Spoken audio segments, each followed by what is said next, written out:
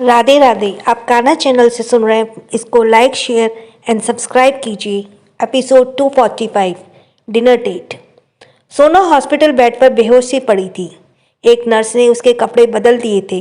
Doctor Kunal ने उसे check किया, लेकिन उसे कुछ समझ नहीं आया। उसे सोना के कुछ तो सस्पिशियस लग रहा था। लगभग आधे घंटे बाद सोना ने अपनी आंखें खोली। वो उठकर बैठ गई। उसे अपना सर अब भी भारी भारी लग रहा था। उसने कुणाल से कहा, डॉक्टर कुणाल, हम बेहोश कैसे हो गए? हमने सर्जरी में कोई गड़बड़ी तो नहीं कर दी? हमें उस बच्ची से मिलना है, उसने कहा और बेड से खड़ी हो रही, लेकिन उसे फिर से चक्कर आने लगा। कुणाल ने उसे पकड़ लिया और उसे ठीक से बेड पर बिठाते हुए बोला, डॉक्टर रायजादा, आपको थोड़ी देर रेस्ट करना चाहिए। आप बेहोश हो गई थी और वो बच्ची भी ठीक है। सर्जरी सक्सेसफुल हो गई थी और आपने ट्यूमर निकाल दिया था। सोना ने राहत की सांस ली। Thank God. कुणाल ने उसे पानी का गिलास दिया। पानी पीने के बाद सोना अपना सर दबाते हुए बोली, आई थिंक हमें घर जाना चाहिए। हमारी तबीयत ठीक नहीं लग रही। कुणाल ने कहा, हाँ, आपका बीपी लो है। आई थिंक ऐसा लगातार खड़े रहने की वजह से हुआ होगा। आपको थोड़ी देर रेस्ट करना चाहिए। इसके बाद मैं आपको घर छोड़ दूंगा। सोना उसे मना करते हुए बोली, ओह, इसकी कोई ज़रूरत नहीं है कुणाल, हम ड्राइवर के साथ चले जाएंगे। कुणाल ने कहा, और कोई बात नहीं है, मैं आपको छोड़ देता हूँ। सोना ने ज़्यादा बहस नहीं की। वो बेड से खड़ी हुई तो कुणाल ने उसका हाथ पकड़ लिया। सोना ने अपने कुछ ज़रूरी सामान लिए और कुणाल के साथ घर के लिए निकल गई। वे लोग अभी जा ही रहे थे कि कुणाल को सड़क किनारे रेस्टोरेंट दिखा। उसने कार उस तरफ मोड़ दिया। ये देखकर सोना ने कंफ्यूज होते हुए पूछा, हम वहाँ कहाँ जा रहे हैं? कुणाल ने कहा, ऑलमोस्ट शाम के 7 बज रहे हैं डॉक्टर रायजादा, और मुझे भूख लग रही है। चलो पहले हम खाते हैं। उसने भी लंबे वक्त तक कुछ भी नहीं खाया था। सोना ने कहा, कुणाल, बच्चे घर पर हमारा इंतज़ार कर रहे होंगे। हम हर रोज़ उनके साथ ही खाना खाते हैं। कुणाल बोला, ठीक है, आप खाना मत खाना, मुझे कंपनी दे देना बस। सोना कुछ कहते ही उससे पहले कुणाल ने कार पार्किंग पर लगा दी। सोना ने गहरी सांस ली और कुणाल के साथ रेस्टोरेंट में आ गई। कुणाल उसे लेकर एक कोने वाली टेबल पर आ गया, जहां पर उन लोगों ने अलावा 2-4 लोग ही मौजूद थे। कुणाल ने सोना के लिए एक जेंटलमैन की तरह चेयर पुल किया, जिससे सोना बैठ गई। कुणाल ने उसके लिए डिनर और सोना के लिए कॉफ़ी ऑर्डर किया। कुणाल ने कहा, थैंक्स मुझे कंपनी देने के लिए। मुझे घर पर रोज़ अकेले खाना खाना बहुत बोरिंग लगता है। सोना ने हंसते हुए कहा, हाँ, हमें लगता है अब आपको शादी कर लेनी चाहिए। कुणाल ने यह सुना और वो शर्मा गया। उसने कहा, अब तक कोई ऐसी मिली नहीं जो मुझे पसंद आए। एक पसंद आई भी तो वो शादीशुदा निकली। अब ऐसे में मैं क्या करूं? कहते हुए वो सोना को देखने लगा। सोना उसके ऐसे देखने से असहज हो गई। वो कुछ कहती उससे पहले वेटर उसका ऑर्डर ले आया। कुणाल ने कहा, वेल, अगर आप भी मेरे साथ डिनर करती तो मुझे अच्छा लगता, लेकिन कोई बात नहीं, आप मेरे साथ हैं, यही मेरे लिए बहुत बड़ी बात है। सोना धीरे से मुस्कुराई और कॉफ़ी पीते हुए इधर उधर देखने लगी। तभी उसकी नज़र रेस्टोरेंट से अंदर आ रहे एक शख्स पर पड़ी। अंश, उसने कहा, और वो अपनी कुर्सी से खड़ी हो गई। कुणाल ने उसे वहां पर देखा तो उसकी पकड़ चम्मच पे कस गई। अंश कृष के साथ वहां आया। कृष ने सोना को देखा और उसे ग्रीट किया। सोना भी मुस्कुराई। वो अंश के पास आते हुए बोली, आप यहाँ क्या कर रहे हैं? हमें लगा आप बिजी होंगे। अंश ने कहा, नहीं, मैं तुम्हें लेने आ रहा था, लेकिन मुझे पता चला तुम डॉक्टर कुणाल के साथ हो, इसलिए मैं यहाँ आ गया। कुणाल अपने चेहरे लाल जबरदस्ती का मुस्कान लाते हुए कुर्सी से खड़ा हो गया और अंश की ग्रीट करते हुए बोला, good evening mister Raizada. I am sorry, मैं डॉक्टर रायजादा को आपसे बिना पूछे डिनर के लिए ले आया। अंश ने अपना एक हाथ सोना के कमर में लपेटा और दूसरा पॉकेट में डालकर कुणाल को देखकर मुस्कुराते हुए बोला, it's okay doctor Kunal, I understand. अकेले खाना खाना कितना मुश्किल होता है, इसलिए तो मैं अपने साथ कृष को लेकर आया हूँ, ताकि वो आपको डिनर में कंपनी दे सके और मैं मेरी वाइफ के साथ अकेले में कुछ वक्त बिता पाऊँ। यू नो, बच्चों को वक्त देते देते हम अपना क्वालिटी टाइम स्पेंड करना भूल ही गए। अंश की बात सुनकर सोना ने हैरानी से उसे देखा। कुणाल ने मुस्कुराते हुए कहा, या you can understand mister Raizada, आप मेरी फिक्र मत करिए, मैं अपना मैनेज कर लूँगा। आप जाइए, डॉक्टर रायजादा के साथ डिनर एंजॉय कीजिए। अंश कुणाल के चेहरे पर मायूसी देखकर मुस्कुराया। उसने क्रिश से कहा, ध्यान रहे डॉक्टर कुणाल बिल्कुल भी अकेले महसूस ना करें। क्रिश ने श्योर सर कहा और कुछ वक्त पहले जहाँ सोना बैठी थी वहाँ आकर बैठ गया। कुणाल अपना मन मान रहा था। अंश ने उसे एक्सक्यूज मी कहा और सोना को लेकर एक प्राइवेट रूम में आ गया जहाँ पर एक रोमांटिक सा डिनर टेबल लगा हुआ था। वहाँ पर कुछ रोजेस और कैंडल लगे हुए थे। सोना उसे देखकर खुश हो गई। उसने अंश के सीने पर लाकर उंगली से टैप किया और कहा, नॉट बैड मिस्टर रायजादा, आप जेलिसी में और ज़्यादा रोमांटिक हो जाते हैं। अंश ने कहा, जेलिसी? हाँ, वो जो आप डॉक्टर कुणाल के सामने इतना कूल बनने की कोशिश कर रहे थे, वहाँ आपके चेहरे पे साफ साफ लिख रहा था कि आप कितने जेलस हो रहे हैं। सोना ने कहा और हंसने लगी।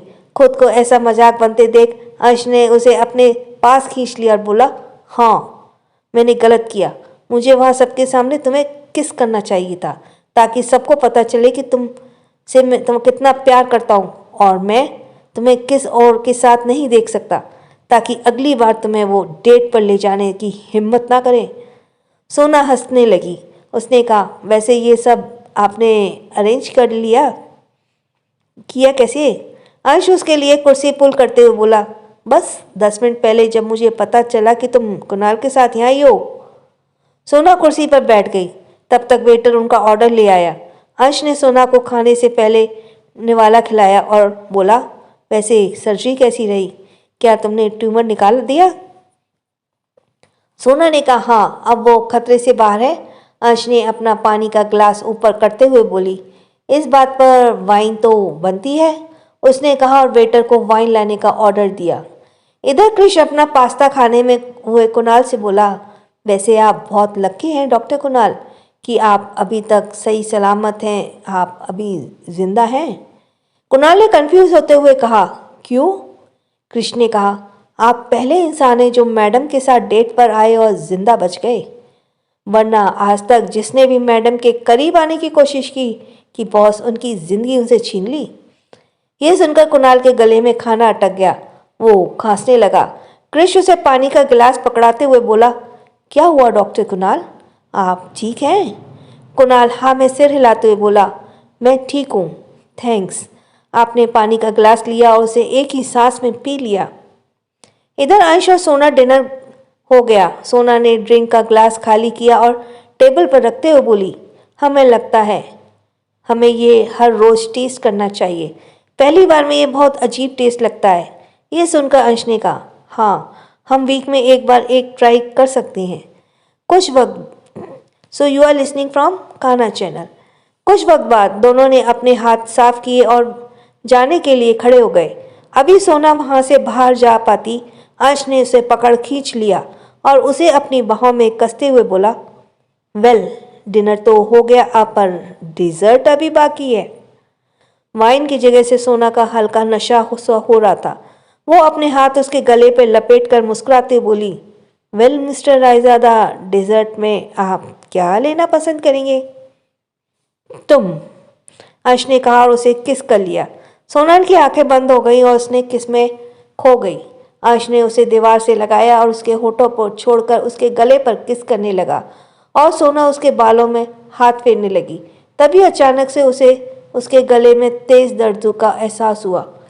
आह, परफेक्ट, अंश ने कहा और उसके गले के इस निशान को देखने लगा जिसे अभी अभी उसने दिया था। सोना अपने गले पर बने उस निशान को छूते हुए बोली, ये क्या किया आपने, अगर कोई देख लेगा तो? अंश ने कहा, यही तो मैं चाहता हूँ। सोना अपना मुंह बनाते हुए बोली, परवर्ट। वो जाने लगी तो अंश ने उसके हाथ को पकड़कर उसे रोक दिया और उसके बाल ठीक करते हुए बोला, अब चलो। इधर क्रिश और कुणाल का भी डिनर हो गया था। वो दोनों अंश और सोना के आने का वेट कर रहे थे। जल्द ही दोनों आते हुए दिखाई दिए। कुणाल ने देखा सोना के गाल पर लाली छाई हुई है और अंश धीरे धीरे मुस्कुरा रहा है। कुणाल ने कहा, seems like you two are really enjoy the dinner. Ansh ने कहा, हाँ, और डेजर्ट तो उससे भी अच्छा था, रियली डिलीशियस। क्यों सोना? उसने कहा और सोना को देखने लगा। सोना ने घूर के अंश को देखा। तभी कुणाल की नज़र सोना के गले पर बने उस निशान पर पड़ी जिसे सोना कब से अपने बाल से छिपाने की कोशिश कर रही थी। उसे देखते हुए कुणाल की मुट्ठी कस गई। उसने कहा, वेल, अब मुझे चलना चाहिए। Bye doctor Raizada, see you again mister Raizada. कहते हुए वो कार की तरफ बढ़ गया तो कृष्ण ने कहा, thanks for the dinner doctor Kunal. Kunal ने यह सुना लेकिन इसे इग्नोर कर कार में बैठकर वो चला गया। उसके जाने के बाद कृष्ण ने कहा, अब मुझे भी चलना चाहिए। Good night sir, good night ma'am, उसने कहा और वो चला गया। वहाँ पर अब अंश और सोना ही बचे थे। कुछ ही पल बाद ड्राइवर उनकी कार ले आया। अंश सोना को कार में बिठाते हुए बोला, तुम घर जाओ, मुझे कुछ काम है, मैं तुमसे घर पर मिलता हूँ। सोना ने कहा, अब इस वक्त आपको क्या काम याद आ गया? अंश ने उसके माथे पर किस किया और कहा, घर आकर बताता हूँ, अब तुम जाओ, उसने कहा और कार का गेट बंद कर दिया। ड्राइवर सोना को लेकर चला गया। अंश दूसरी कार में आकर बैठ गया और कहीं चला गया। अभी रात के 12 बज रहे थे जब काली का फ़ोन बजा।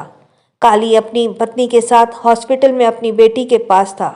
उसने देखा ये उसके खास आदमी अप्पू का फ़ोन है।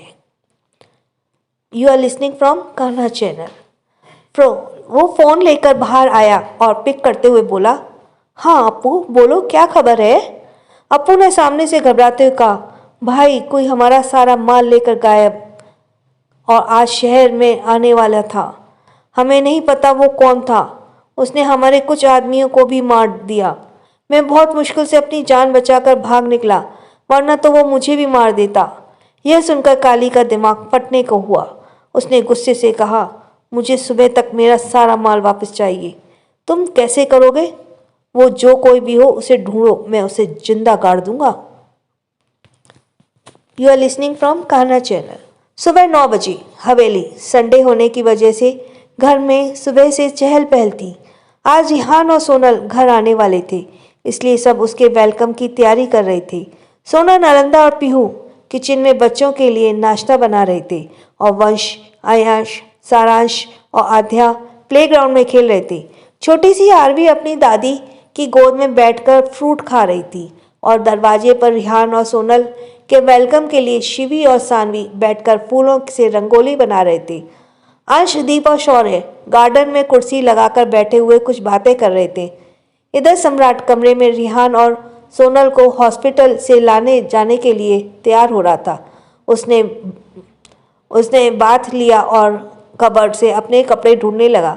उसे जब कबर्ड में अपने कपड़े नहीं मिले तो पीहू को जोर जोर से आवाज़ दिया, पीहू, पीहू, मेरे कपड़े कहाँ हैं यार? वो इस वक्त सिर्फ टॉवल में था, इसलिए बाहर नहीं जा सकता था। उसने एक बार फिर से पीहू को आवाज़ दी, पीहू इधर ना। पीहू नालंदा और सोना से बातें करते हुए सबके लिए नाश्ता तैयार कर रही थी।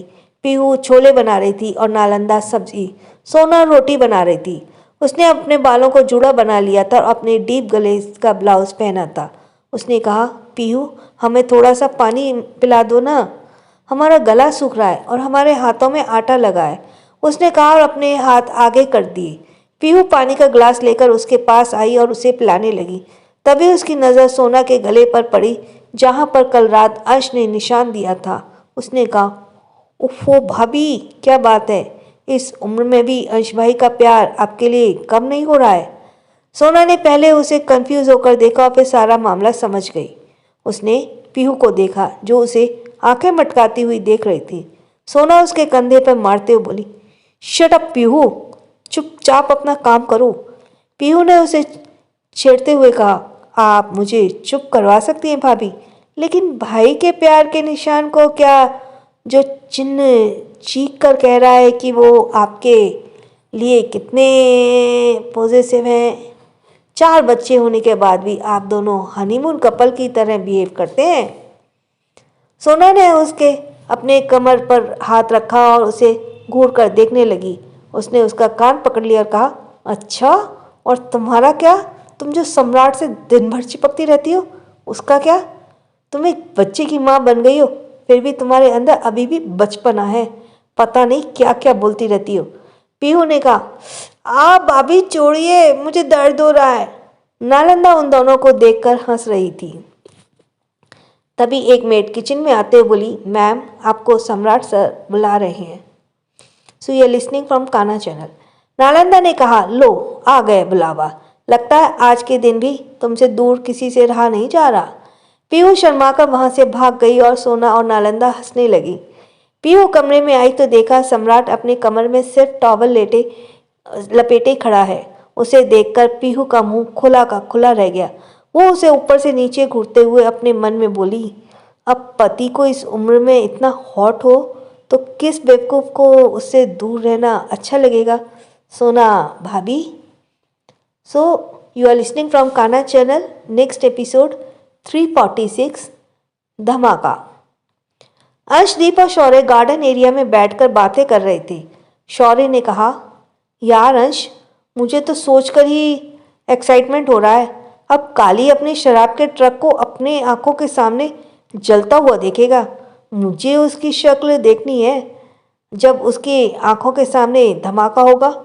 अंश कॉफ़ी का सिप लेते हुए बोला, हाँ यही तो मैं चाहता हूँ। जिस सपने के साथ वो यहाँ आया है उस सपने को वो अपनी आंखों से खौफ में मिलते हुए देखे। खाक में मिल जाएगा उसका सपना। जिस तरह वो यहाँ आया था उसी तरह यहाँ से वापस लौट भी जाएगा, क्योंकि मैं उसकी एक गलती की सज़ा दो मासूमों को नहीं देना चाहता। दीप ने अपना सर हिलाते हुए कहा, हाँ यही उसके लिए सही होगा। मैंने सुना उसकी बेटी का कल सर्जरी थी।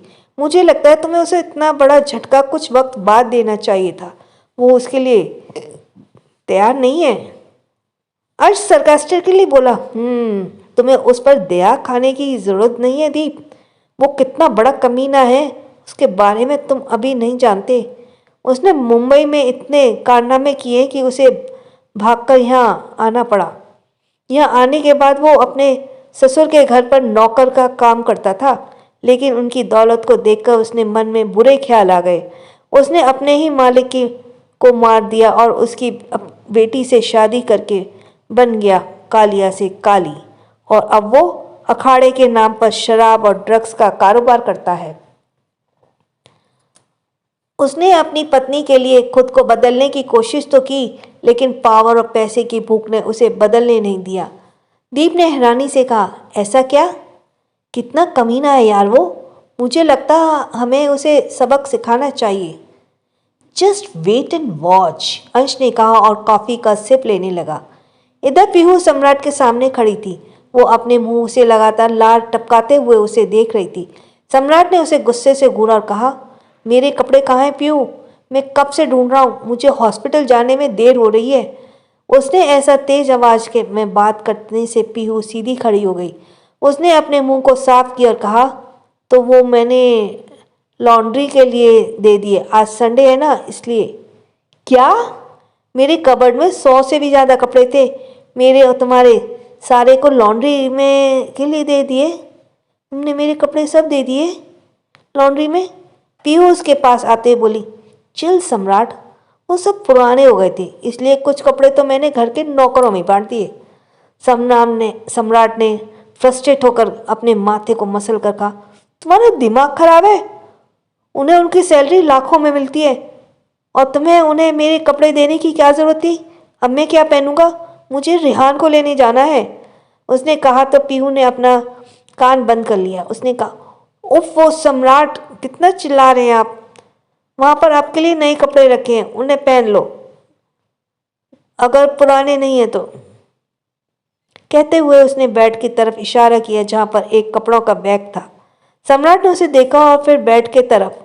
उसने राहत की सांस ली जब उसे उसके लिए कपड़े दिखाई दिए। उसने कहा, तुम बता नहीं सकती थी? मैं पिछले आधे घंटे के से बिना कपड़ों के घूम रहा हूँ, उसने कहा और बैग से अपने लिए कपड़े पहनने लगा।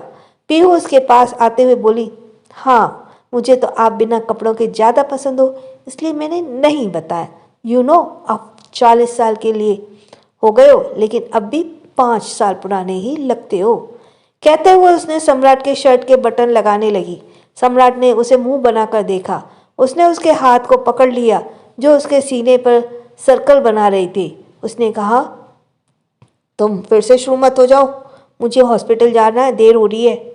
पीहू ने बात को समझा और अपनी फ्लर्टिंग वहीं रोक दी और उसके गाल पर किस करते हुए बोली, ठीक है, आराम से जाना और आराम से आना, कोई जल्दबाजी दिखाने की ज़रूरत नहीं है।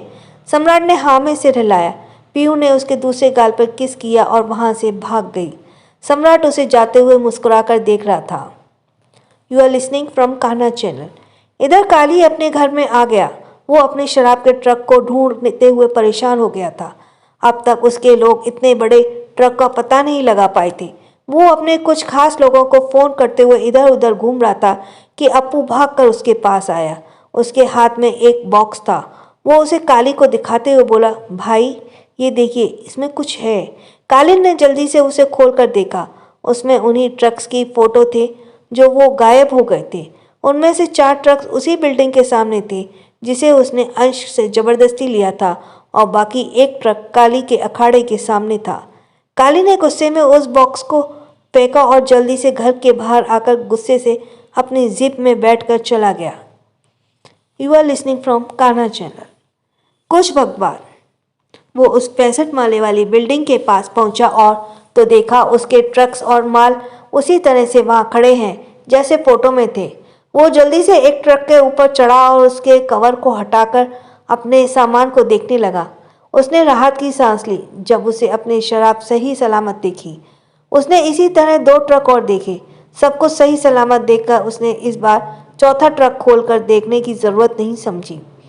वो हाँफते हुए ट्रक के नीचे उतरा और अप्पू के पास फ़ोन मिलाते हुए बोला, अबे यार अप्पू, फ़ोन तो उठा, कहाँ मर गया ये।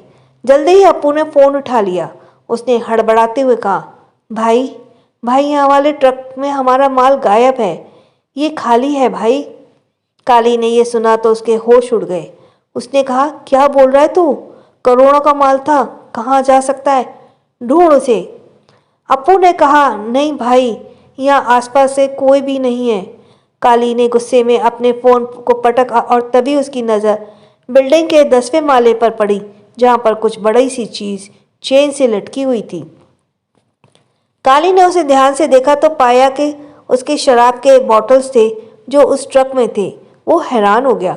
वो भागते हुए बिल्डिंग के अंदर आ गया। कुछ मिनट बाद वो सीढ़ी चढ़ते हुए 9वें माले पर पहुंचा था कि उसे कुछ गिरने की आवाज़ हुई। उसने नीचे देखा तो पाया ऊपर से लटक रहा था। वो उसके ट्रक के ऊपर गिर गया और देखते ही देखते चारों ट्रक्स ब्लास्ट हो गए और सभी तरफ आग की लपटें दिखाई देने लगीं। काली की मानो सांसें ही अटक गईं। वो अपने घुटनों पर बैठ गया और जोर से चिल्लाया, नहीं, ये नहीं हो सकता। इधर अंश अपने फ़ोन में उसका लाइव वीडियो देख रहा था। दीप और शौर्य भी ये देखकर हैरान थे कि धमाका अपने एक्सपेक्टेशन से ज़्यादा हुआ। अंश मुस्कुराते हुए बोला, अब आया ना तुम अपनी असली औकात पे। तभी गेट से 2 कार अंदर आईं। उन दोनों में उन्होंने देखा और खड़े हो गए क्योंकि सम्राट रेहान और सोनल को लेकर आ चुका था। वे तीनों उसके पास आ गए। अंश ने कार का गेट खोला और डॉक्टर सोनल रेहान का व्हील चेयर धकेलते हुए उसे बाहर लेकर आई। रेहान के पैर पर बड़ा सा प्लास्टर चढ़ा हुआ था और उसके हाथ भी सही से काम नहीं कर रहे थे। उसने सर पर पट्टी बंधी हुई थी और गले पर भी। वो था लग रहा था ना जो वो लगा हुआ था और वो अपने सामने अपने तीनों भाइयों को देखकर मुस्कुरा रहा था। दीप उसके गले लगकर छूते हुए बोला, वेलकम होम रेहान।